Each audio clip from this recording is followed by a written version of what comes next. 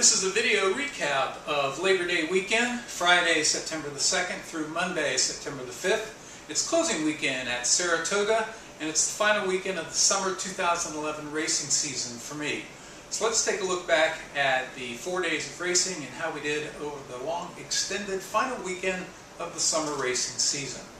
On Friday, September the 2nd, all my selections were at Saratoga, and my first win of the day came in the Distorted Humor Stakes, where I like number 1, Wine Police on the rail, who I thought would go out towards the lead, or at least press the leaders, but instead he was in the back of the pack as they headed into deep stretch. And then Wine Police is gaining ground. Now there's a 16th out. Free Entry's got the lead. Wine Police on the outside. It's Free Entry, and it's Wine Police. Wine Police from left. The investment got back nearly $20.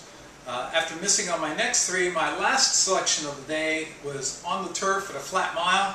I like number 10, Short Shrift. Not a big fan of betting horses that are stepping up in class off of a win, but he looked really strong in his last race and didn't seem to have a lot of competition. He was listed at 3-1 on the morning line, but he went off at a handsome 7-2, and as they came into the stretch, he had the lead, but then Shrift by 2 lengths. Red Leader is giving chase in second. Monzant is putting in a late run. On the outside, it's Golden Causeway and Midnight Silver. They come down for the line. Short Shrift, narrowly.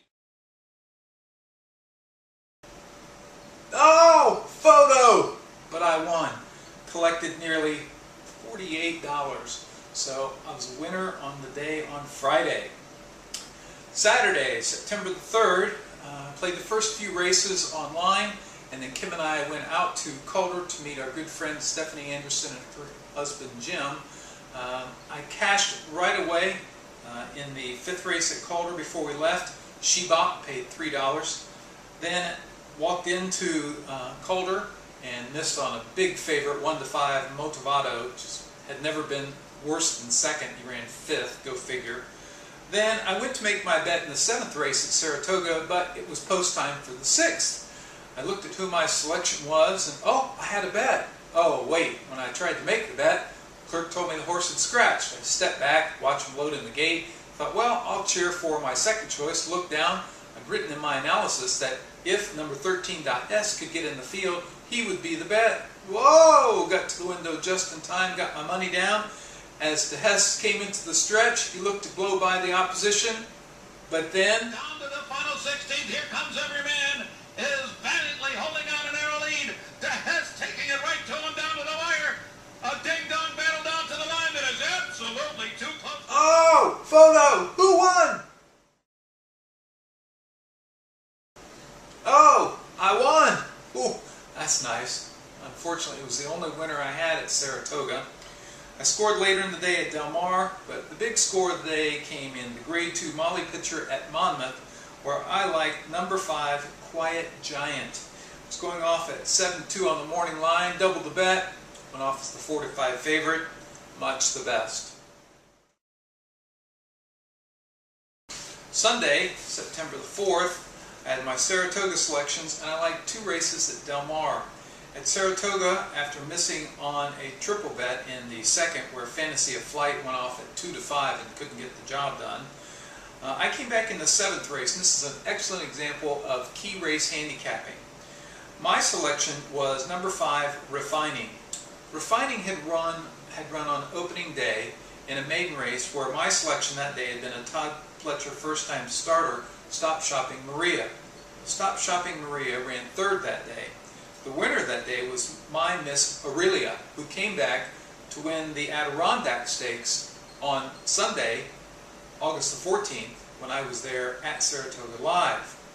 Stop Shopping Maria came back in her next start and won by over 10. She was slated to run in this Sunday's key race, the Grade 1 Spinaway, but Todd Pletcher and the owners decided that she was so impressive that they were going to pencil in the Breeders' Cup Juvenile Fillies around 2 turns and wanted to stretch her out to a mile in the Grade 1 Frizette at Belmont later on this month. So they put in another horse. Well, in this particular race, this maiden special race, my selection number 5, Refining, had run 4th to those 2 key horses. So that race looked pretty strong. My selection was number 5, Refining. went off at a glorious 6-1 after being 9-2 on the morning line, and won clearly. So nice, paid $14.80. I got back over $70. That was the score of the day. In the ninth at Calder was my best bet of the day. Number 2, Big Drama, was running in the $55,000 Whippleton Stakes. You may recognize Big Drama. He won the Breeders' Cup Sprint. He was the Eclipse Award winner as the best sprinter in the country. His first start of the year had been in January, where he set a track record at Gulfstream. And then he'd been off since then. So a lot of people, including myself, were wondering, when's he going to get back in gear to build up for his Breeders' Cup defense? Well, this was the day. So here's a guy who'd gone from multiple graded wins, an Eclipse Award, the Breeders' Cup champion, and he was in a $55,000 overnight stake. Obviously just a tune-up, but he just looked tons the best for me. And as he turned into the stretch, His third, a credit has dropped out of it, and it is Big Drama to the final furlong. Now Centeno is asking Big Drama. He's responding so far, but Black Diamond Cat making him run every step. Big Drama too classy for Black Diamond Cat, and Big Drama well on his way back. Big Drama eased down at the wire. easy peasy pie. Free money from Calder. They gave me $5 for betting the race. Woohoo! Then it was time for the feature race at Saratoga, the Grade 1 Spinaway. Todd Pletcher's horse, Stop Shopping Maria, who had been scratched out of the race, and he went with his backup.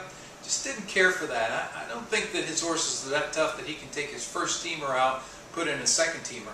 I also didn't like who looked to be the favorite on the outside, so I went with an entry, and number 1A, Grace Hall, came down the stretch, and then... Beauty, and here's Grace Hall. Judy the Beauty and Grace Hall. These two will duel down to the line, and it is Grace Hall.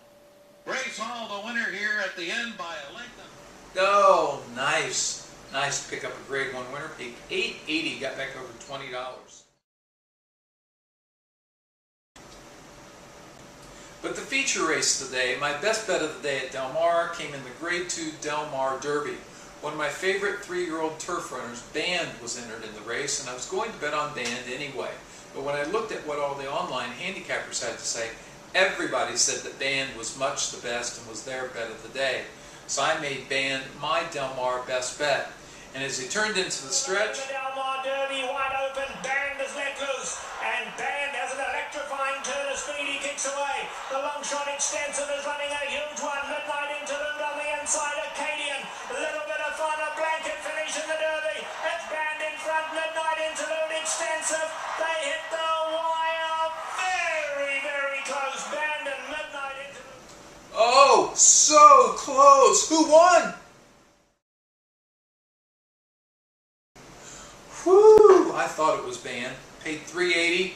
I got back nearly $40. So it was a winning day on Sunday.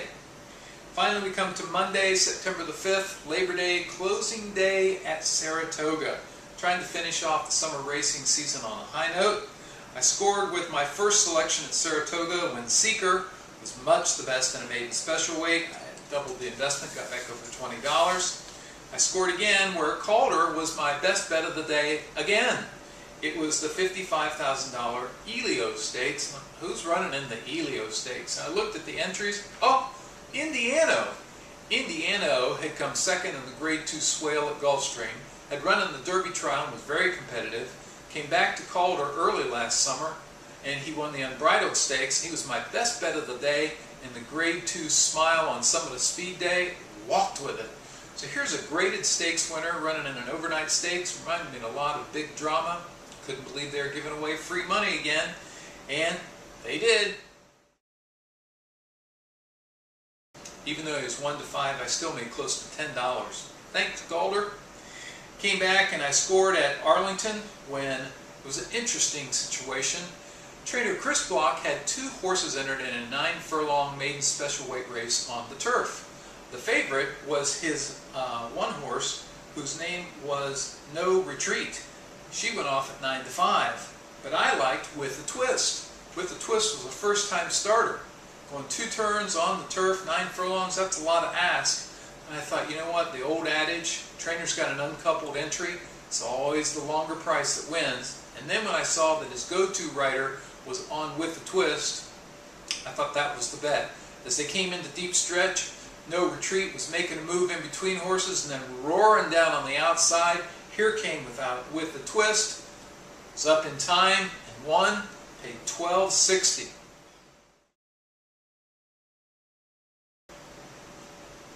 Got back over $31. The feature race at Saratoga today on closing day was the Grade 1 Hopeful. Again, Todd Pletcher's first teamer, Overdriven, just hadn't been working up to par, and so they decided not to enter him today. Put in a backup runner, and there was a front runner on the far outside. Set a track record. That was going 5.5 furlongs. Today, 7 furlongs. The horse that ran second to that track record holder had not won when he came back as my best bet of the day this past Wednesday, so I didn't like him either. Ironically, just like yesterday with the Spinaway, there was an entry, and I like number 1, Currency Swap. I made Currency Swap my best bet of the day. But as I came into the stretch, a 70-1, Triniberg was on the lead. Can Triniberg pull off the upset? On the outside, it is Currency Swap. Triniberg at the 8 pole. Still there. Currency Swap on the outside, fighting on. Triniberg desperately trying to hold off Currency Swap. Those two come down to the line, and it is Currency Swap who wins the Hopeful by a half length. Whew, that was close. Got back a nice return on that. That made my day at Saratoga. I was a guaranteed winner on the last day at Saratoga. Then we went out to Del Mar. I cashed 2 more tickets and ended up being a winner on the day on Monday. So for the 4-day weekend, I had 52 races. I had 18 winners. It's nice, over 33%. And I made a nice profit of about $20. So it was a good closing weekend. We'll come back with a couple more videos in a couple days. We'll do a wrap-up video, highlights of the summer racing season. We'll do a video wrap-up of the Saratoga racing season. And then we'll do a Breeders' Cup video highlighting where do we stand on the contenders for Breeders' Cup 2011 when we'll be there early in November at Churchill Downs in Louisville.